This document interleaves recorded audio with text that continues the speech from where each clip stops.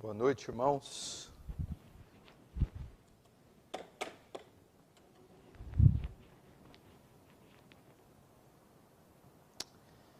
Eu queria conversar com você essa noite, trazer uma palavra para a sua vida a respeito dos últimos fatos, dos últimos momentos que nós temos vivido em nossa sociedade. É importante, como cristãos, sabermos nos posicionar, sabermos exatamente, com precisão, o que fazer nestes dias escuros. Muitas pessoas estão sendo chamadas à oração e também à prática do jejum nesses últimos dias.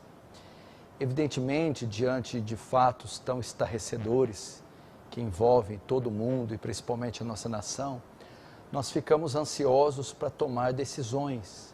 Nós queremos protestar, reivindicar nossos direitos, nós queremos processar, levar as pessoas para disputas no campo jurídico, nós queremos às vezes usar de violência, enfim, uma multidão de sentimentos e de posturas e decisões tomam nosso coração para serem tomadas, para lidarmos frente a tudo que está acontecendo. Entretanto, é necessário, antes de qualquer posicionamento, antes de qualquer decisão, antes de qualquer situação, nós retirarmos um tempo para oração primeiro. Nós estamos diante de uma frente de batalha enorme, nós estamos diante de um cenário de guerra. Parece que estamos diante de um labirinto gigantesco ou de um campo minado sem precedente. E qualquer passo em falso pode ser fatal. Então, não podemos dar o luxo de sermos precipitados. Temos que primeiro encarar a realidade da crise, encarar a gravidade dela, encarar a extensão dela. Ela é mundial, ela é profunda, ela é gravíssima e ela gera com ela uma variedade de consequências, principalmente aqui no campo político, em nossa nação. Então, o desejo de tomar decisões drásticas surge em nosso coração. Mas, como eu disse, diante da periculosidade, da gravidade, da seriedade de tudo, é necessário que tenhamos cautela antes de agir, antes de nos pronunciarmos, antes de tomar qualquer decisão em qualquer campo. É necessário que nós tenhamos primeiro direções. É necessário que saibamos com precisão o que fazer. E nós não temos em nós onisciência, não temos condição de avaliar o quadro com precisão, nem de prever o futuro, e nem de saber qual seria a atitude adequada nesses momentos. No entanto, nós temos acesso àquele que tem a onisciência, aquele que sabe com precisão como agir, aquele que sabe e conhece todas as coisas, inclusive o futuro. Portanto, antes de fazermos qualquer coisa, é importante que reservemos um período de oração, um período de jejum, para que busquemos a face do Senhor, para que até que Ele nos diga o que fazer, nos oriente, nos ilumine, não tomemos nenhuma decisão. Por essa razão é que muitos estão orando, buscando ao Senhor. Muitos estão orando e buscando também, juntamente com isso, jejuando, para que Deus esclareça nossos sentidos, ilumine nossos caminhos, nos guie no meio desse campo minado, no meio desse labirinto, sem que cometamos um erro sequer e venhamos a nos comprometer com esse erro. E como igreja do Senhor, como cristãos, nós atuamos em dois campos e nós somos cidadãos de dois reinos, o reino terreno e o reino celeste, o reino espiritual. É claro que todas essas atitudes que visam procurar nossos direitos têm a sua validade, sua força, tem a sua eficácia, devem ser feitas, devem ser exercidas. Como cidadãos da terra, obviamente devemos procurar nossos direitos, devemos batalhar também em campo físico, em campo jurídico, devemos exercer nosso direito, nossa cidadania, evidentemente, mas também somos cidadãos dos céus. E eu acredito que a batalha se desenvolve em maior escala e maior força nesse reino invisível, muito maior do que é no reino físico, de modo que as nossas reações, de modo que todo o nosso combate em campo terreno, ele surte muito pouca eficácia, porque de fato a guerra, de fato todos os desdobramentos se desenvolvem com grande força, com muito mais força, de forma muito mais extensa, profunda, no campo espiritual. Como o apóstolo Paulo vai dizer, que a nossa luta, a luta da igreja, não é contra carne ou sangue, dando a ideia, a nossa real luta, a nossa verdadeira luta, ela não é física, ela não é contra homens, contra pessoas, contra instituições. Ela não é neste campo, ela não é nessa esfera. Ele não está dizendo que nós não lutamos na esfera física. Não está dizendo que nós, como cristãos, somos diferentes e omissos, sem reivindicar nossos direitos e protestar. Ele não está dizendo isso. Ele só está dizendo que a grande ênfase não pode ser essa. A ênfase da igreja não é essa. Não é essa. A grande luta da igreja não ocorre em campo terreno, em campo jurídico.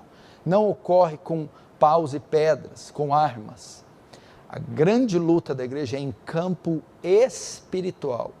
Ele vai dizer, não é contra carne ou sangue, mas contra principados, potestades, forças espirituais da maldade. Ou seja, é contra as hostes espirituais, é contra um reino espiritual, é contra inimigos espirituais, é contra Satanás e suas hostes, que fazem uso das instituições, que faz uso dos elementos humanos para promover os seus ideais, as suas ideias, de modo que nós não combatemos o efeito, e sim a causa. Nós vamos na origem. Apesar dos efeitos se darem em terreno, em campo físico, em terreno físico, elas têm a sua origem no espiritual. Então essas forças malignas fazem uso das instituições, fazem uso dos seres humanos, fazem uso de órgãos e instituições para promover suas ideias, promover a maldade, para promover o engano, a mentira, para cegar pessoas, aprisionar pessoas, para matar pessoas. Portanto, a igreja deve se posicionar, sim, como cidadã, como habitantes da terra, mas deve se posicionar com muito mais força, como cidadãos dos céus. Deve lutar de forma espiritual.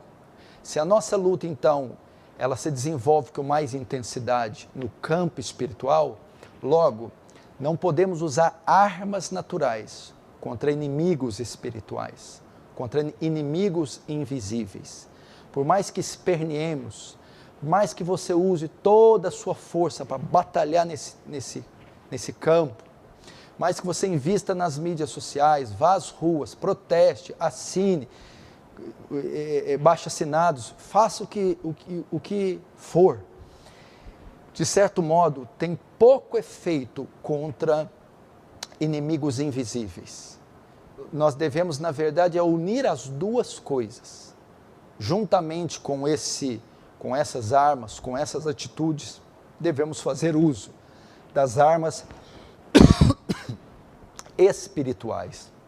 Então, se a luta se desenvolve com maior força no terreno espiritual, e se nossos inimigos reais e verdadeiros são espirituais, devemos recorrer então às armas espirituais. E que armas são essas? As armas que foram descritas na palavra de Deus, o amor sacrificial, a oração intercessória, o jejum, a santificação, a proclamação do Evangelho, o testemunho cristão. E isso está, por incrível que pareça, está em desuso. Muitos estão batalhando mais no campo terreno do que no espiritual. Estão deixando de usar essas poderosas armas, essas eficazes armas. Com isso, têm obtido muito pouco resultado. Entretanto, depois desse longo tempo de crise, de pandemia, e agora nesses últimos dias, para ser mais preciso, no último mês, a guerra, a crise se intensificou de tal maneira que parece que tem levado o povo a dobrar os seus joelhos, tem colocado a igreja de joelhos, tem nos colocado de joelhos e nos levado, nos obrigado a buscar esses recursos, a fazer uso dessas armas. E nesse sentido, a oração e jejum é uma das armas mais eficazes neste tempo. E eu quero convocar você a continuar no exercício dessa prática. Diante do que nós estamos vendo, diante do que estamos presenciando, nós não temos a menor chance, a menor força, a menor condição de lidar com tudo isso. A nossa única solução é a intervenção divina, é a mão poderosa do Senhor ser estendida, é Deus intervir nesse caos que assola o mundo todo. E Ele faz isso em resposta à oração da igreja. Quando a igreja se humilha, quando a igreja ora, quando a igreja geme, quando a igreja chora, quando ela reconhece os seus pecados, então Deus intervém. Então, eu quero convidar você a continuar com essa prática, continuar clamando ao Senhor, a continuar jejuando ao Senhor, se humilhando diante dEle, pedindo que Ele intervenha. Nós temos algo parecido nas Escrituras. Em um tempo da história da igreja, nós vimos a igreja do Senhor passar por um período assim. E eu me refiro à igreja do Antigo Testamento, a Israel. Na época do profeta Joel, uma crise semelhante tomou a nação e trouxe consequências semelhantes. E a exemplo do que aconteceu lá, nós temos que aplicar nos dias de hoje, para que então Deus mude a nossa sorte. No capítulo 1 de Joel, o livro vai tratar de uma crise que aconteceu na nação, que foi invadida por uma peste, uma praga de gafanhotos, que mexeu na economia, no culto, em todas as áreas, em todas as camadas da sociedade israelita daquela época, levando a nação num colapso. Então o profeta Joel vem exortá-los para que, através da sua atitude, a sorte deles seja mudada, a condição deles seja mudada. E o texto começa assim, capítulo 1, verso 1 de Joel, livro do profeta Joel, capítulo 1, verso 1. Ele começa, a palavra do Senhor que foi dirigida a Joel, filho de Petuel. Verso 2, ouvi isto, vós velhos, e escutai. Joel usa aqui dois termos ao se dirigir ao povo. Ouvi e escutai. Ouvi e escutai. São termos que Joel usa para se dirigir ao povo, para demonstrar que o quadro que eles estão vivendo é de urgência e de gravidade. Ele quer colocar gravidade no que está acontecendo. Ele quer colocar urgência. Quando diz, ouvi e escutai, prestem atenção no que vocês estão vivendo. É grave o que vocês estão vivendo. Veja a gravidade do que está acontecendo. Na semelhança de Joel, Deus quer trazer isso para nós. Porque apesar de um ano de pandemia, muitos ainda não atentaram para a gravidade do que está acontecendo. É preciso ter em mente a urgência. Alguns corações ainda estão acomodados. Algumas pessoas estão ainda vivendo a sua mesma rotina. Elas não entenderam que o mundo passa por um juízo devastador e por um sinal que é tido na Bíblia como um sinal escatológico. Deus está fazendo algo muito grave está acontecendo no mundo e nós precisamos nos atentar, conceber isso. Nós da cultura brasileira temos esse defeito. O brasileiro tende a não levar nada a sério, é o famoso jeitinho brasileiro. Ele só toma alguma atitude quando o fogo chega na porta da casa dele. Ele tende a ser incrédulo, não acreditar em nada, não colocar gravidade em nada, empurrar tudo com a barriga. Mas não, de fato nós estamos em um dos nossos maiores desafios. Nós estamos diante de uma das maiores crises dos últimos tempos, das últimas décadas. Para alguns é a maior crise da sua história, da sua vida. Estamos diante de uma situação, de uma crise que já é histórica, colossal, de proporções mundiais.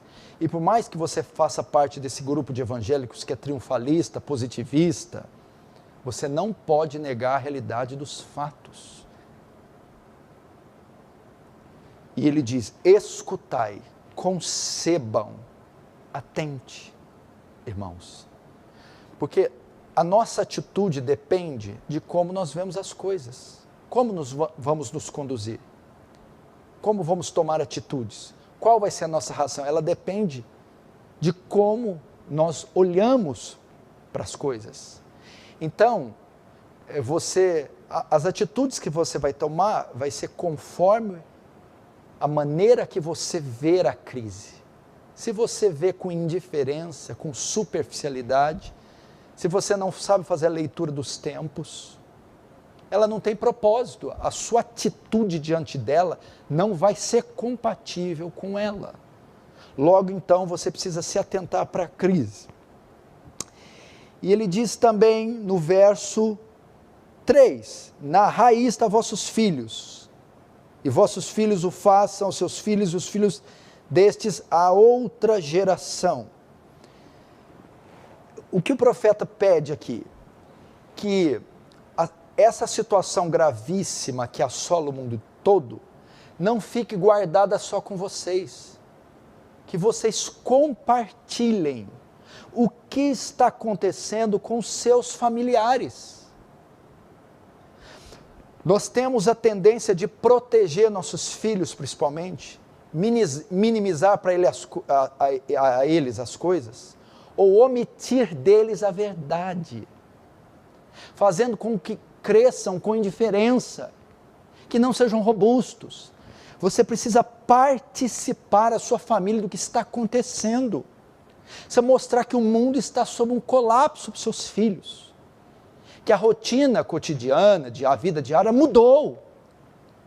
Eles também precisam sentir, eles precisam ver que as facilidades de outrora terminaram, que os confortos e as regalias acabaram, que não estamos vivendo mais de um mundo normal, que é uma crise assolando o mundo, que provavelmente é um juízo divino sobre essas nações corruptas. Comunique isso aos seus filhos, comunique isso à sua esposa, mostre para eles o que está acontecendo, use as escrituras para contextualizar o que está acontecendo. Comunique a gravidade e a realidade. O mundo está debaixo de um jugo, de uma servidão que já dura um ano, que tem dezenas e centenas de desdobramentos, que afetou a humanidade como um todo, de forma profundíssima. E eles precisam estarem conectados com o que está acontecendo. Agora o profeta anuncia o que se trata. Que espécie de crise é essa? Que ele quer que eles deem atenção, que eles coloquem gravidade, urgência, e que comuniquem aos filhos, não omitam, não criem covardes na sua casa, não criem crentes superficiais, não omita a verdade para os seus filhos, dos seus filhos. E ele vai dizer, anuncia agora do que se trata. O que deixou, verso 4, o que deixou o gafanhoto cortador, comeu o gafanhoto migrador, que deixou o migrador, comeu o devorador, que deixou o devorador, comeu o gafanhoto destruidor. Aqui ele fala das fases de um gafanhoto, ovos, larva e o gafanhoto depois de sair do ovo e a fase adulta. Para explicar o quê? Que a nação foi acometida por uma praga, uma peste de gafanhotos, de milhões e milhões de gafanhotos, devastou a nação, principalmente as lavouras, fazendo a economia entrar em colapso e alcançando as demais camadas da sociedade. Foram assolados por uma peste.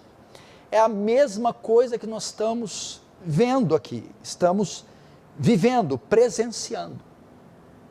Há pouco mais de um ano também, uma peste, uma praga acometeu todo o nosso mundo. E ela está aí. Por mais que insistamos, relutamos em não admitir a realidade ou a gravidade, ela está aí. A terra está sofrendo sob a servidão de uma peste, de uma pandemia, a semelhança deles. E assim como eles, afetou também várias camadas da sociedade, da nossa sociedade. E aqui nós vemos aqui pelo menos 3 áreas. Houve um colapso social aqui. E antes de eu entrar nesse colapso social, eu quero dizer a vocês que nós não podemos ignorar esse sinal. Nós não podemos ignorar o que está acontecendo. Jesus entende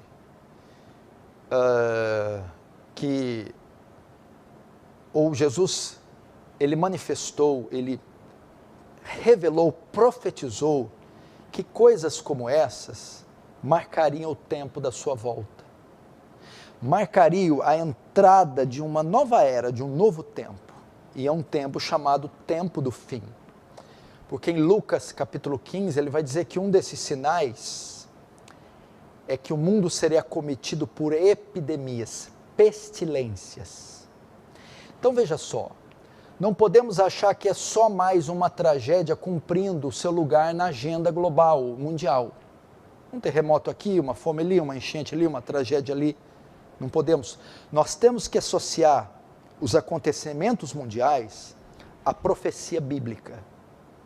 E Jesus disse que à medida que o tempo passasse, que as eras fossem entrando, chegaria um tempo que a sociedade, a civilização, a humanidade, ela convergeria ou culminaria em um fim. Em um fim. Esse fim seria marcado por o retorno glorioso do Senhor Jesus, julgando as nações, arrebatando a sua igreja, despejando os seus juízos e consumando os séculos em um novo céu e uma nova terra. E ele disse que um dos sinais que demonstrariam que este retorno estava começando a se aproximar eram as pestilências. De forma que essa que nós estamos sofrendo não pode ser ignorada. Não podemos simplesmente ser indiferentes. É um sinal poderoso. Eu não sei se marca com precisão o fim. Não posso afirmar isso, que é daqui uma década ou é amanhã. Não é isso. Mas isso serve como uma bandeira de advertência para nós, como um alerta, para as nossas antenas ficarem ligadas. E nós não ignorarmos isso como apenas algo que é produto da natureza. E sim, um cumprimento escatológico e profético. E ele vai dizer quais áreas da sociedade foram afetadas. A vida comum, a vida religiosa e a vida física, a morte. Veja só o que essa peste trouxe lá, verso 5. Ébrios, despertai-vos, chorai e uvai, todos que bebei vinho, por causa do mosto. porque está ele tirado da vossa boca. Então a primeira coisa, a primeira consequência da peste, a vida comum foi tirada.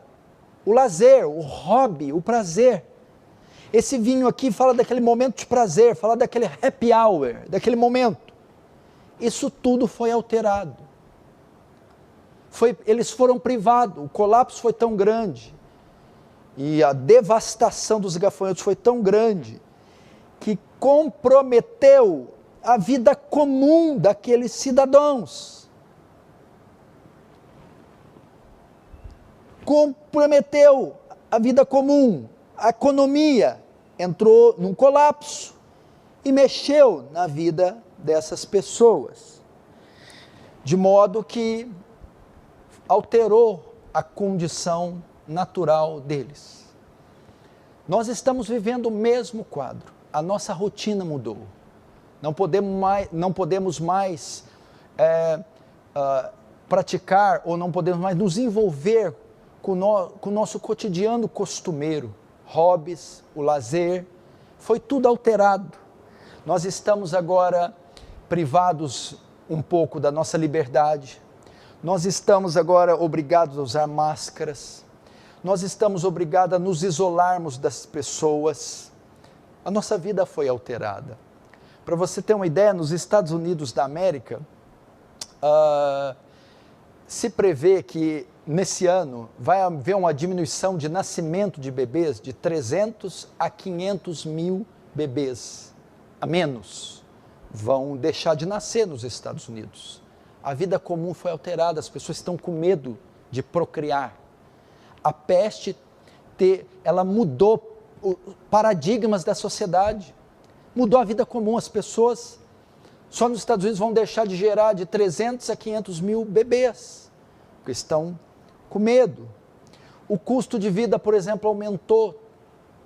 Aqui no Brasil, a cesta básica, ou os produtos que contêm a cesta básica, aumentaram 30%. Veja só o aumento, a inflação. Aumentou também 20% a segurança, 20% a segurança alimentar. O que é isso? Pessoas que não sabem se vão ter o que comer no final da semana. 39 milhões de pessoas no Brasil, 39 milhões de pessoas no Brasil estão vivendo com uma renda de R$ 89,00 por mês. Veja só a miséria, a pobreza aumentando, desemprego, a taxa de desemprego aumentou 14,2%. Nós somos hoje 14 milhões de desempregados, 3 milhões e meio a mais do que antes da pandemia. Isso é a nossa condição mudando. A desvalorização da moeda também. A moeda brasileira com relação ao dólar, ela foi a sexta que mais se desvalorizou no mundo. Só desvalorizou mais do que ela, a Venezuela, Argentina, Angola e Zâmbia. Nossa moeda foi abaixo. As escolas, por exemplo,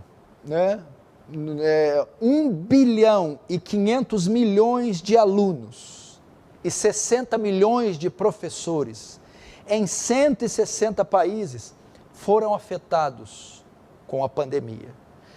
1,5 bilhão de alunos estudando em casa, sendo afetados com uma sequela ou com as consequências nesses 1,5 bilhão de alunos durarão por anos e em alguns casos é quase irreversível. A perda que esses alunos tiveram e terão no ano de 2020 e 2021. Então veja só, a vida comum, porque o mosto foi tirado, a nossa vida comum vai ser alterada. Segundo, a vida religiosa, veja o verso 9, cortada está da casa do Senhor a oferta de manjares e a libação. Os sacerdotes e ministros estão enlutados, ou seja, de luto. A peste também o quê? Os elementos para o funcionamento do culto foram tirados. A peste devorou tudo, de forma que não podia ser realizados os cultos, os rituais. Não havia matéria-prima para isso. Da mesma maneira, essa crise também, ela também envolve o campo da religião. Os cultos também estão sendo afetados. Primeiro, a vida comum. Nossa rotina mudou. Estamos presos em casa, com máscaras, não podemos ficar próximos às pessoas que queremos. O nosso padrão de vida baixou, desemprego, inflação, fome. Segundo, os cultos. Os cultos também. Por causa dessa crise, nós estamos sendo privados de realizar cultos. Seja isso uma medida com base científica, seja uma medida autoritária. De fato, é que a crise está impedindo a igreja de cultuar o seu Deus, a igreja de se reunir.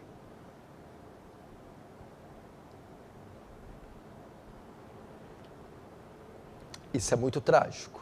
Você está vendo. Desde que eu me entendo por gente, desde que eu nasci, e quem é mais velho aí, ou quem é estudante mais profundo de história, vai ver que poucas vezes na história aconteceu algo dessa forma, com esse tempo que tem acontecido conosco, né? Nessa extensão, a igreja seria impedida de cultuar, de se reunir, de louvar o Senhor. Há muito tempo não víamos isso. E ela tem afetado isso. E cortada está da casa do Senhor a oferta de libação. E os sacerdotes estão de luto. É muito triste para nós. E essas foram as consequências da crise. E a terceira, a vida física. Verso 11 diz: uivai vinha ter sobre o trigo e sobre a cevada, porque pereceu a messe do campo. O que é isso? Não só, veja numa escala crescente. Primeiro, a vida comum foi afetada. Segundo, a vida religiosa. Terceiro, a vida física. A praga estava tão grande que algumas pessoas estavam passando fome. Estavam havendo morte. 123 milhões de pessoas já foram infectadas com esse vírus no mundo todo. E aproximadamente até o dia de hoje, 2 milhões e quase 800 mil pessoas, quase 2 milhões e 800 mil pessoas mortas em todo o mundo. É uma crise, é uma peste que traz consequências nas vidas das pessoas, leva a vida das pessoas, mata. E tem levado a vida de dezenas, centenas, milhares e milhões de pessoas. Milhões de pessoas.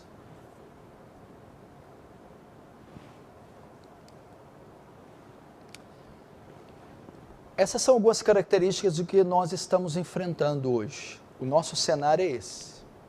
Um estado de sítio, um cerco. Estamos sob um jugo pesado de um vírus. E todos os desdobramentos que procedem dele, que vão no campo político, social, econômico, religioso e ideológico. O mundo está mobilizado por essa crise e tem fervilhado em todo o mundo uma multidão de notícias que às vezes se diverge uma da outra, contradiz uma da outra, onde traz uma profunda descredibilidade para a informação. Não dá para se acreditar nos veículos de comunicação. Eu poderia ainda dizer aqui o aumento da depressão em escala mundial, os consultórios, as clínicas psiquiátricas estão lotadas. agendas até para o meio do ano. O número de suicídio aumentou drasticamente. Em alguns países, pessoas morreram mais de suicídio do que de coronavírus.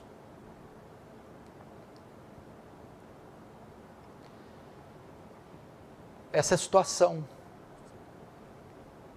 Como se não se bastasse isso, nós temos visto um crescimento do catolicismo romano. Agora uma nova frente, que já foi a antiga frente de batalha da Igreja de Cristo. Pasmem, mas há muitos cristãos, protestantes, evangélicos, se convertendo, entre aspas, ao catolicismo romano. O adventismo também está em alta, com os seus mestres, as suas redes sociais, os seus programas, que tem atraído também muitos cristãos evangélicos. O cenário é complicado. É um cenário de trevas. Essas são as frentes de batalha. A igreja tem que batalhar no campo social, a igreja tem que batalhar no campo político, no campo ideológico, no campo religioso, e ela tem que batalhar principalmente no campo espiritual. Vidas estão em jogo, saúde está em jogo, empregos estão em jogo,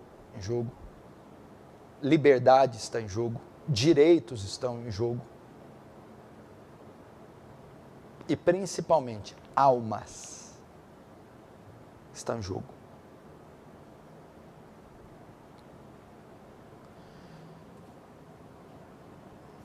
O que fazer? Qual deve ser a nossa postura diante de tudo isso? Joel aqui, depois de apresentar o problema, a realidade, os desdobramentos, ele vai apresentar depois a cura e dizer qual atitude eles devem ter. E o verso 13 e 14 diz: cingi-vos de pano de saco e lamentai, sacerdotes. Uivai, ministros do altar. Vinde, ministros de meu Deus, passai a noite vestidos de pano de saco, porque da casa do vosso Deus foi cortada a oferta de manjares e a libação. Promulgai um santo jejum, convocai uma assembléia solene, congregai os anciãos, todos os moradores dessa terra, para a casa do Senhor vosso Deus, e clamai ao Senhor.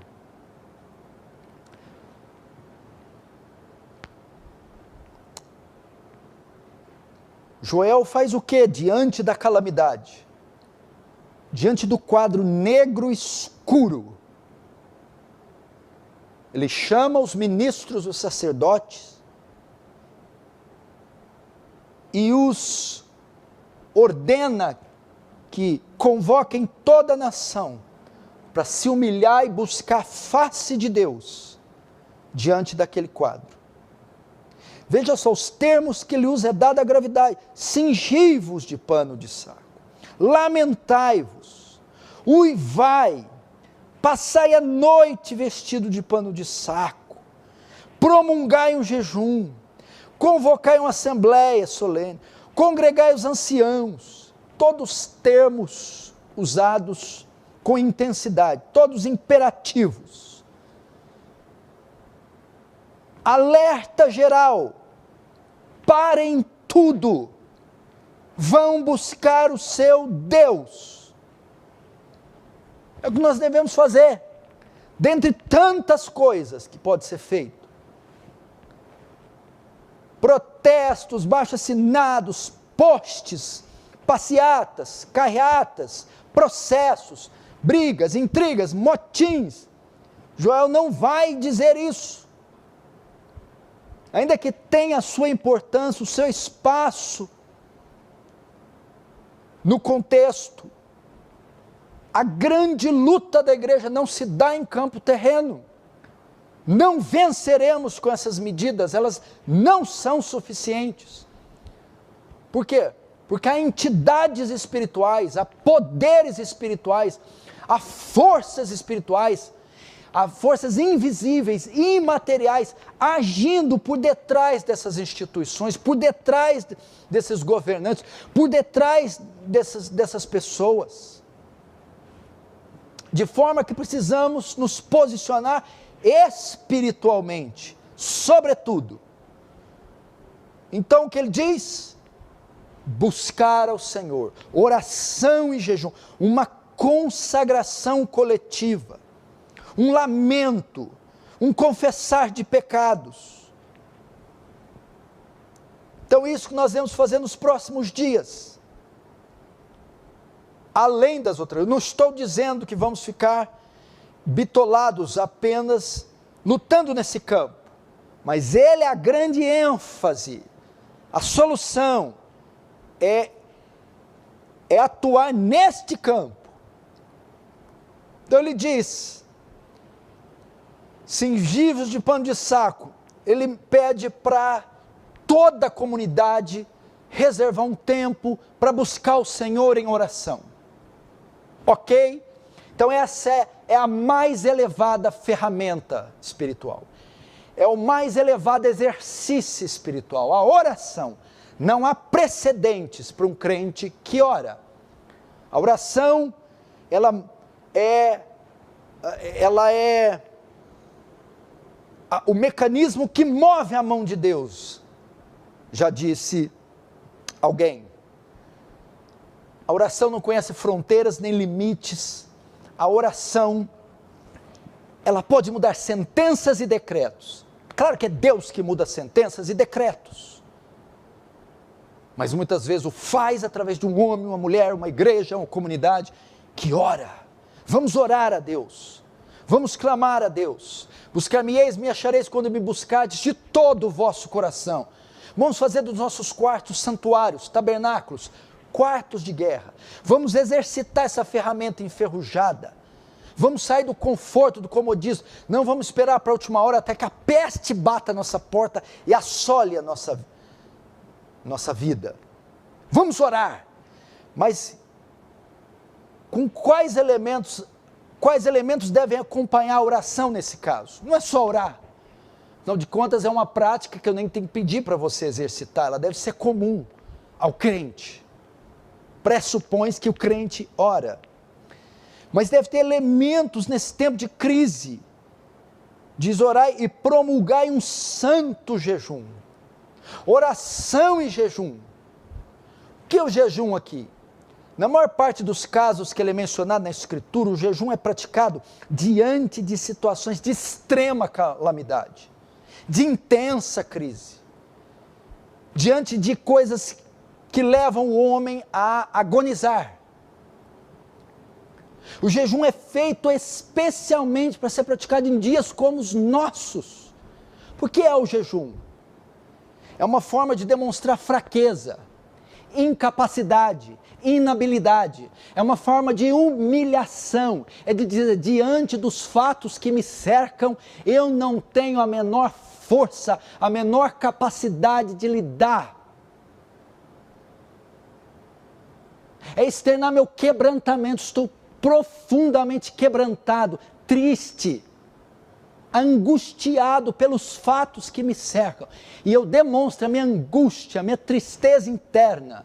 Eu demonstro a minha incapacidade, impotência externamente com a prática do jejum.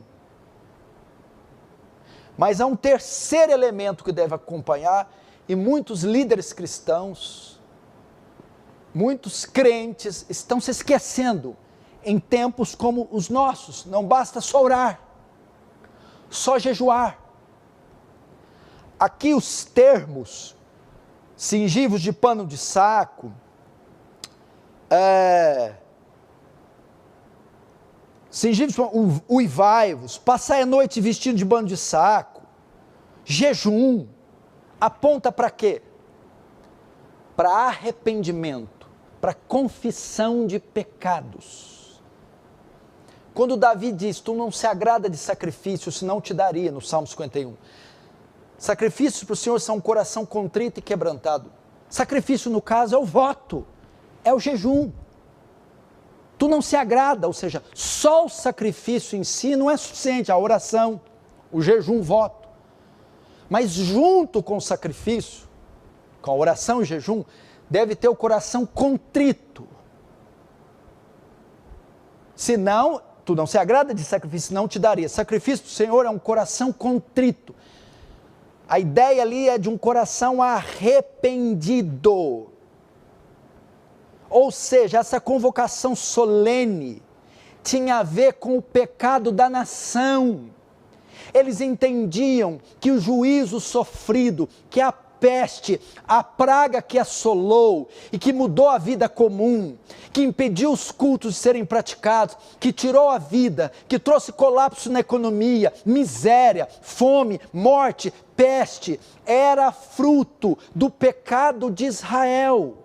Israel pecou, transgrediu, prevaricou, esqueceu o seu Deus, seguiu outros deuses. Então, como consequência desses pecados, o castigo veio, a peste veio como juízo do Senhor. E eles entendiam que para reverter essa situação, reverter esse quadro, não bastava só buscar a Deus em oração. Tinha que buscar a Deus em oração e em jejum. Não só a Deus em oração e jejum, mas também em confissão solene dos pecados. Confissão e arrependimento dos pecados deveria ser feito. Da mesma coisa que está acontecendo conosco, nem sempre somos as vítimas. Nem sempre tudo que acontece é fruto da hostilidade e maldade humana. Muitas vezes é um juízo de Deus.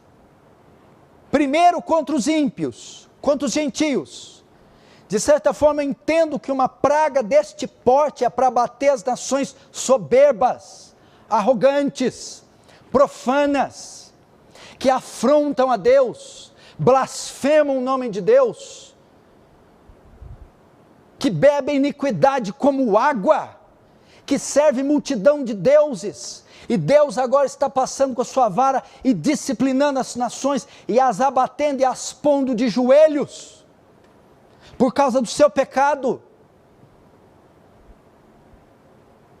Então entendo que parte disso é juízo divino sobre um mundo idólatra, vil, corrupto, perverso, que agora sofre as consequências de voltar as costas para Deus e seguir o curso do seu próprio coração.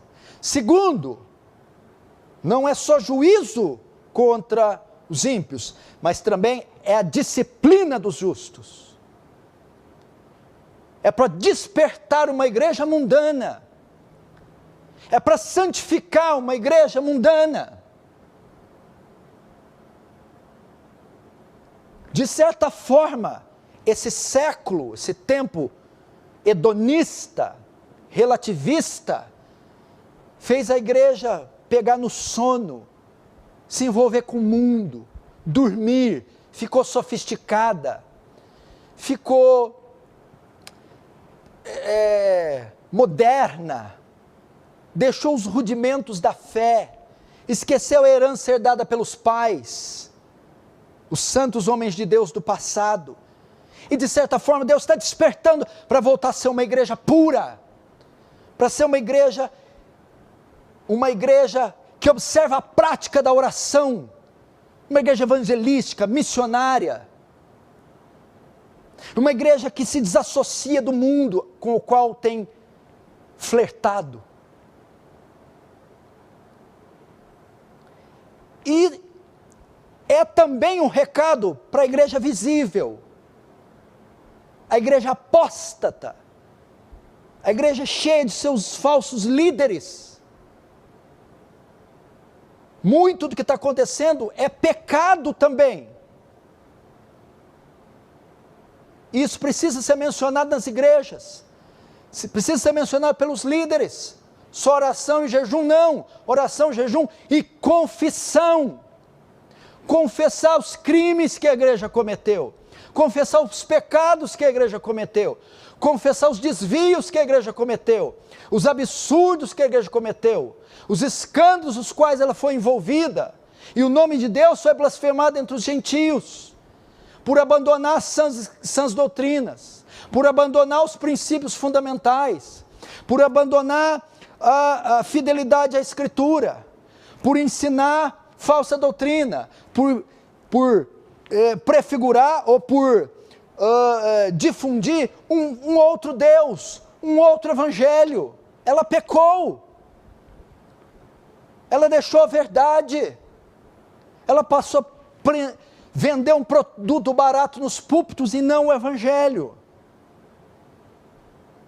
E muito que está acontecendo é em razão desses pecados, os nossos pecados, de forma que devemos buscar a Deus em oração e jejum e confessar esses pecados, confessar um a um os pecados, um a um os crimes, e se arrepender deles, e voltar ao evangelho verdadeiro, voltar à fidelidade escriturística, voltar às sãs doutrinas. Porque se cumprirá, se o meu povo que se chama pelo meu nome, orar, se humilhar, buscar a minha face, e se converter dos seus maus caminhos, então virei do céu, perdoarei seus pecados e sararei a sua terra.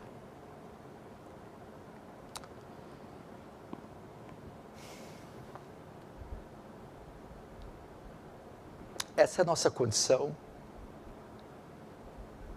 e é isso que nós devemos fazer.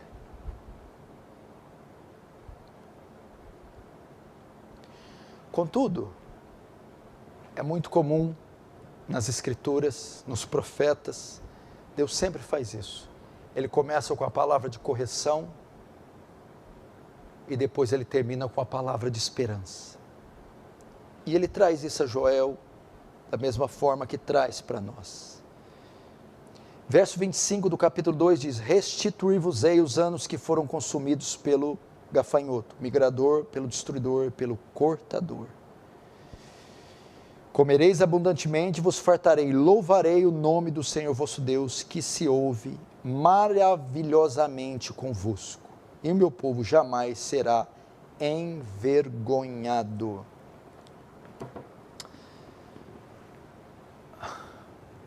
Ele traz uma promessa de restituição para tudo que foi perdido naquela época.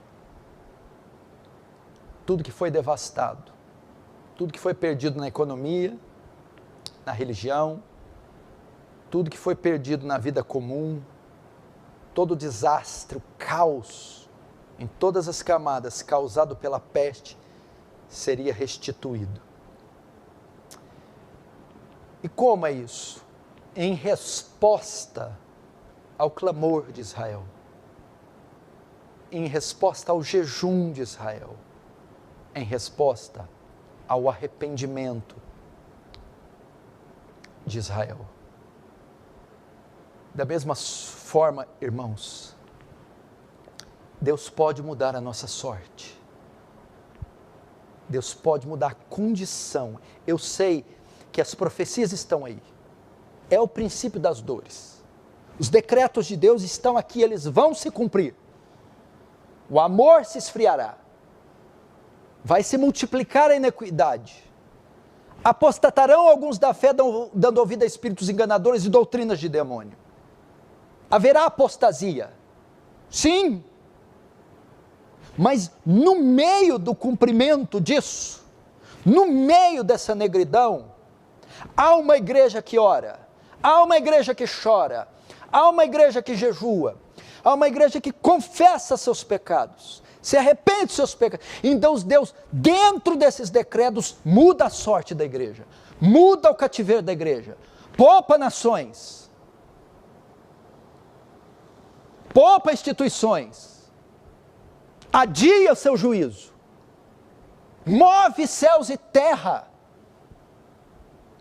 em resposta a esse povo que, humilhado, com o rosto em terra, arrependido, clamou o seu Deus.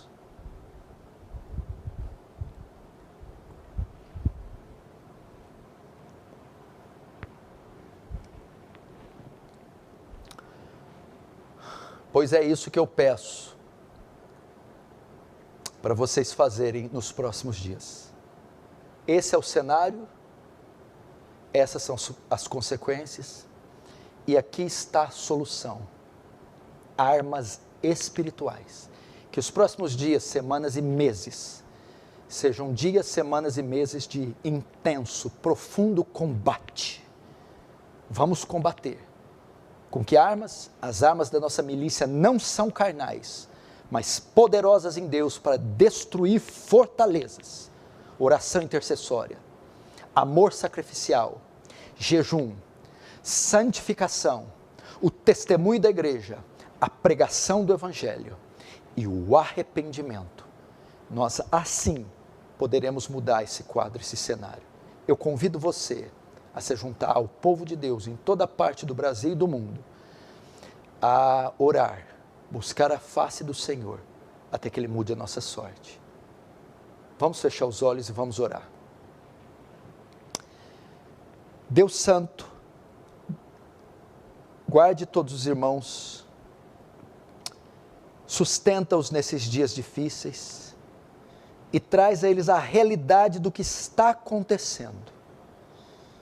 E coloca deles o coração de bravura, o coração de soldados, para se erguerem como um exército e combater o bom combate, não usando armas naturais, mas armas espirituais, e vencendo essa horda inimiga que vem contra esse mundo para assolá-la. Coloca o espírito de intercessão, de clamor, de arrependimento em nós, para buscarmos a sua face com jejum e lágrimas, até que o Senhor mude nossa situação. Em nome de Jesus. Amém. Amém, irmãos? Conto com você. A Igreja de Cristo te espera. Ocupe o seu posto, a sua posição e vamos para a guerra. Deus abençoe.